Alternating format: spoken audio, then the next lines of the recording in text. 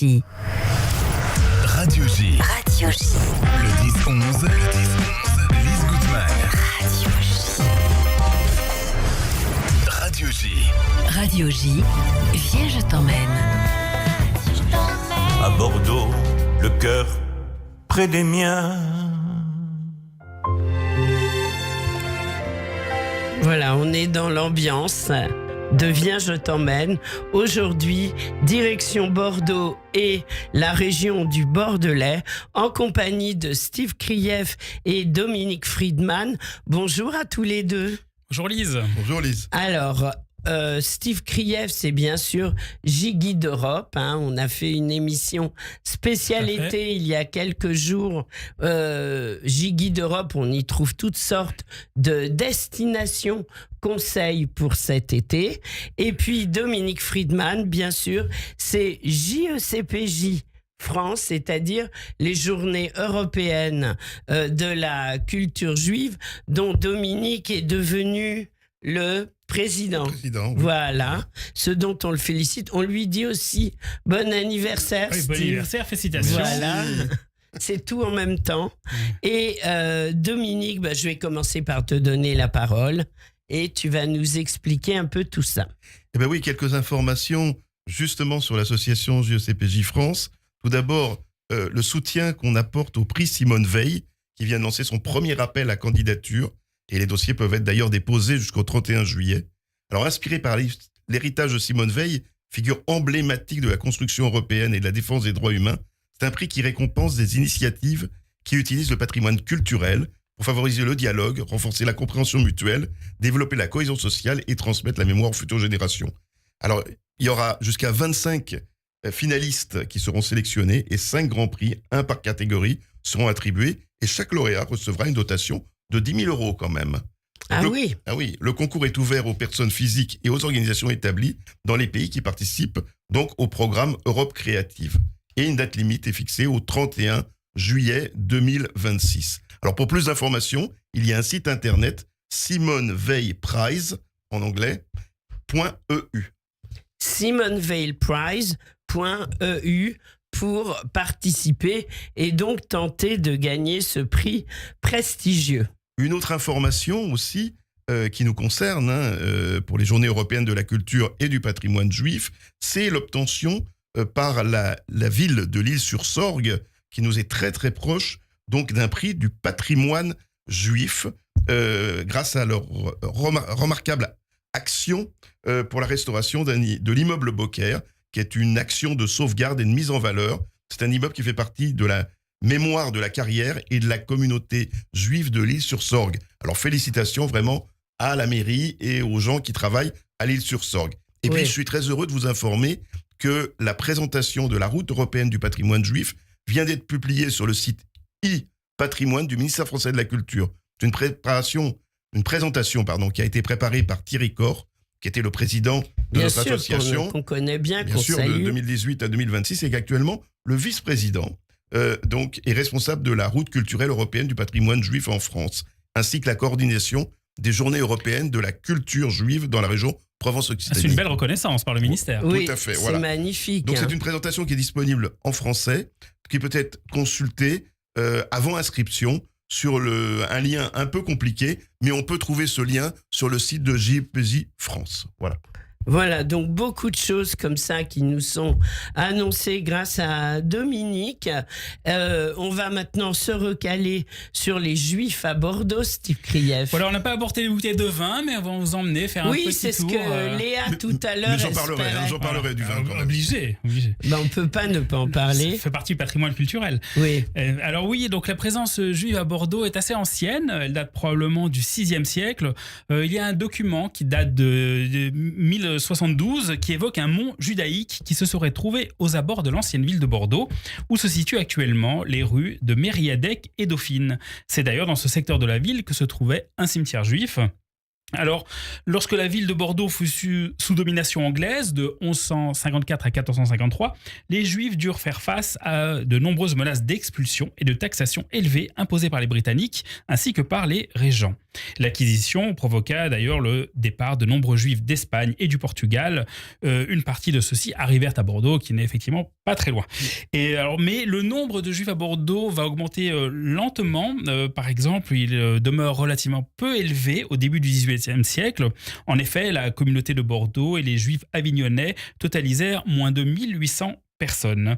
Et finalement, ce fut donc Abraham Andrade qui fut nommé grand rabbin au début du 19e siècle et qui va un peu symboliser l'épanouissement de la communauté juive bordelaise.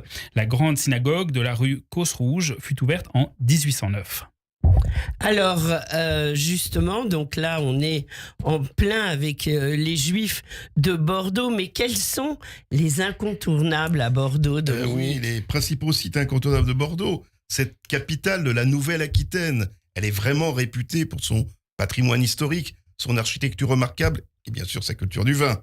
Oui. Donc son centre historique d'ailleurs est inscrit au patrimoine mondial de l'UNESCO. Le premier site à découvrir est la place de la Bourse. Construite au XVIIIe siècle, elle est considérée comme l'un des plus beaux ensembles architecturaux de France. Waouh. Face à elle se trouve le célèbre miroir d'eau, le plus grand miroir d'eau du monde. Grâce à ses reflets impressionnants, il est devenu l'un des symboles de la ville. Et parmi les monuments historiques les plus importants figure la cathédrale Saint-André, un édifice gothique majestueux qui a accueilli plusieurs événements historiques, notamment le mariage à l'Aigneur d'Aquitaine. À quelques mètres de là se trouve la tour P. Berland. Après avoir monté ces marches, les visiteurs peuvent profiter d'une vue panoramique exceptionnelle sur toute la ville. Un autre monument emblématique, la Grosse Cloche, l'une des anciennes portes de la ville médiévale. Elle témoigne de l'histoire de Bordeaux et constitue aujourd'hui un symbole du patrimoine bordelais.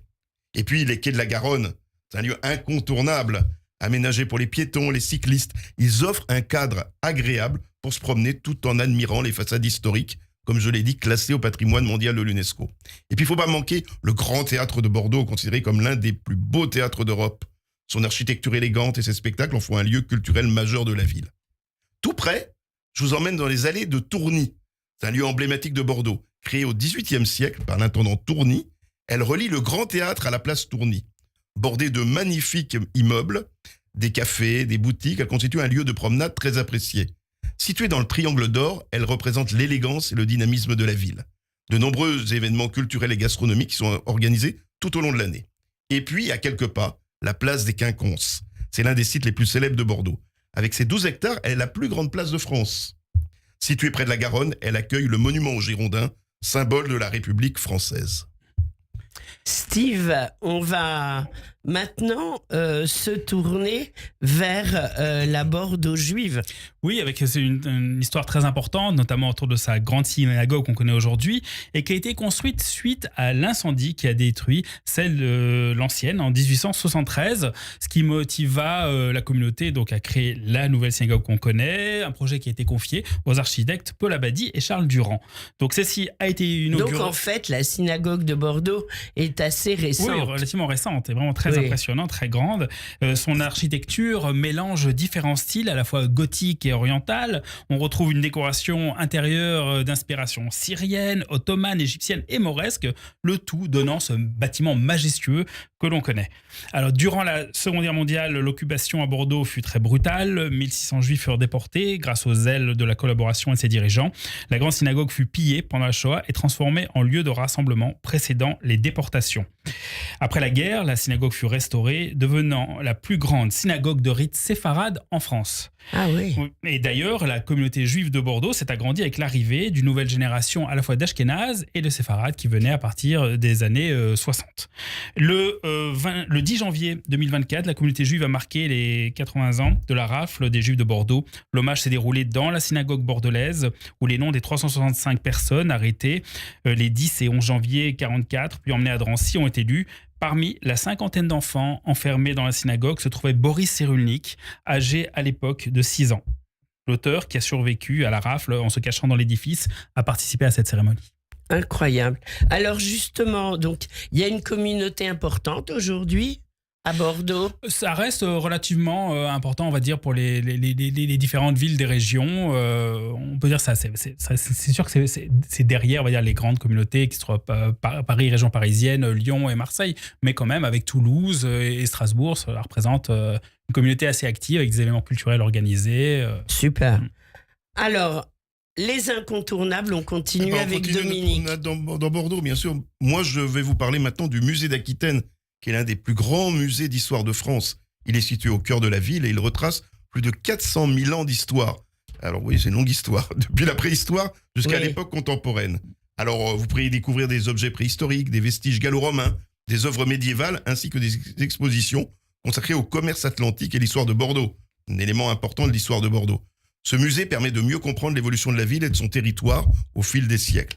Et puis pour les amateurs de culture et d'œnologie, la Cité du Vin, c'est une visite essentielle. On y arrive. On y arrive, voilà. Ce musée moderne et interactif C'est ce que tout le monde attend. permet de découvrir l'histoire du vin à travers le monde et l'importance des vignobles bordelais et de terminer la visite par une dégustation. Bien sûr. Maintenant, avec modération. Avec modération. Mais avec dégustation. Oui. Je vous emmène maintenant vous promener dans la rue Sainte-Catherine, qui est l'un des lieux les plus célèbres de Bordeaux. Avec ses 1,2 km de longueur, elle constitue la principale artère commerçante de la ville et l'une des plus longues rues piétonnes d'Europe. Alors elle est bordée de boutiques, de cafés, de restaurants. Elle est vraiment un lieu incontournable pour découvrir l'animation de la ville. Et puis les marchés de Bordeaux, c'est essentiel pour la vie de la ville. Ah oui. Le plus célèbre d'ailleurs est le marché des Capucins, très animé et populaire. Les marchés des Chartrons et de Saint-Saurin offrent aussi une ambiance plus calme, plus locale, tandis que les halles de Bacalan proposent une expérience moderne et gourmande. Ces marchés permettent de découvrir vraiment la gastronomie et la convivialité bordelaise. Et puis je peux pas terminer cette présentation de Bordeaux sans parler de ces ponts qui sont les symboles de l'évolution de la ville. Du pont de pierre qui a été construit au 19e siècle au moderne pont Jacques Chabon-Delmas. Il témoigne du développement de la ville au fil du temps. Ces ouvrages permettent non seulement de traverser la Garonne, mais offrent également des vues remarquables sur la ville. Chabon-Delmas, qui a été un personnage très impliqué dans la ville de Bordeaux, bien sûr. Bien sûr, au niveau de l'État, mais aussi au niveau de la ville de Bordeaux. Steve, qui est le baron Osiris? Voilà, en parlant de grands personnages, justement. Quelle belle transition. Ah oui, et très pittoresque. Donc, baron Osiris s'appelait à la base Daniel Ifla. Il est né à Bordeaux en 1825. C'est le fils de commerçants originaires d'Espagne et du Maroc. Il effectue ses études à Paris et travaille dans la finance chez les frères Pereire. Et suite à la mort de sa femme, Léonie Carlier, il décide de se consacrer à la philanthropie et va soutenir énormément de projets très variés. Par exemple, en 1870, il soutient les veuves et orphelins de la guerre. Il met à disposition du maire du 9e arrondissement ses possessions immobilières pour y accueillir des cantines pour les réfugiés de la guerre. En 1875, un groupe de fidèles crée une fondation pour créer une synagogue dans le 9e arrondissement de Paris. Non loin de la synagogue de la Victoire, ce sera donc la synagogue Buffo. Ah bah bien sûr. Et on y trouve d'ailleurs à l'intérieur une plaque qui indique effectivement que c'est grâce à Osiris qu'elle a pu être construite. Alors il va contribuer à des constructions de nombreuses autres synagogues, à la fois à Arcachon, Vincennes, Tours, Bruyères, Lausanne et Tunis. Et il finance avec les frères Pereire et les Rothschild la construction de la grande synagogue de Bordeaux dont nous avons parlé. Et enfin, il a contribué à la restauration de nombreux monuments et tombes à travers la France, à la création de statues. Et il est connu surtout pour deux choses. À la fois d'avoir légué toute sa fortune à l'Institut Pasteur, ce qui a permis de faire avancer grandement les recherches, et aussi d'avoir créé l'ancêtre des Restos du Cœur avec son bateau soupe à Bordeaux pour permettre justement aux nécessiteux de venir manger gratuitement. Et il va assurer aussi avec une partie de sa... Bateau soupe, c'est un très beau concept. Très beau, magnifique, et en plus si ancien. Et grâce justement à ce qu'il va léguer, après sa mort de 1913 à 1940, ça va s'autofinancer pour aider justement les pauvres de Bordeaux. Et donc ce bateau vraiment a duré jusqu'à l'arrivée des Allemands qui l'ont dynamité. Alors de Bordeaux, il n'y a qu'un saut de plus pour aller à Arcachon. Bien sûr, et puis on va rappeler là aussi l'histoire des Pereire et de Daniel Ifla. Oui, la ville d'Arcachon, elle est située sur la côte atlantique, elle est à peu près à 1 heure de Bordeaux, on va dire. C'est une station balnéaire très connue pour son climat agréable, ses plages et son cadre naturel exceptionnel. Elle est construite vraiment sur un bassin, le bassin d'Arcachon, une lagune qui change au rythme des marées. Ce bassin est célèbre pour ses paysages variés, ses parcs à huîtres et ses petits villages typiques comme ceux des ostréiculteurs. Et parmi les sites incontournables, on trouve la célèbre dune du Pilat, la plus haute dune Mais oui, de sable d'Europe. impressionnante. Hein. Très impressionnante. En la montant, on découvre une vue spectaculaire sur l'océan Atlantique, la forêt landaise et le bassin. Et puis on peut aussi découvrir l'île aux oiseaux, connue pour ses célèbres maisons sur pilotis, qui sont devenues un symbole de la région. Et puis à Arcachon même, il y a la ville d'été, animée et proche de la plage, ainsi que la ville d'hiver, un quartier plus calme, avec de magnifiques villas du 19e siècle et une architecture élégante. On peut aussi se promener dans le parc mauresque, un magnifique jardin avec une végétation luxuriante. Alors on vient sur les frères Pereire, justement, Émile et Isaac Pereire, deux grands hommes d'affaires du 19e siècle, ont joué un rôle essentiel dans le développement économique et touristique d'Arcachon, car c'est au milieu du 19e siècle qu'ils participent à la création et l'aménagement de la ville. À cette époque, Arcachon est juste un petit village de pêcheurs, mais grâce à leur vision, la ville devient une station balnéaire moderne et attractive. Et puis ils investissent dans une infrastructure, notamment les chemins de fer de la Compagnie du Midi, ce qui rend Arcachon beaucoup plus accessible depuis Bordeaux et Paris. Ils encouragent aussi le développement immobilier, en particulier la création de la ville d'hiver, un quartier élégant avec des grandes villas destinées aux riches touristes et aux personnes venant se soigner grâce à l'air marin. La synagogue d'Arcachon, elle a été construite entre 1877 et 1879 grâce au mécène Daniel Ifla, qui a financé sa création pour la communauté juive locale. Son architecture, elle est assez simple et classique, typique du 19e siècle. À l'intérieur, on trouve la salle de prière avec l'arche sainte où sont conservés les rouleaux de la Torah.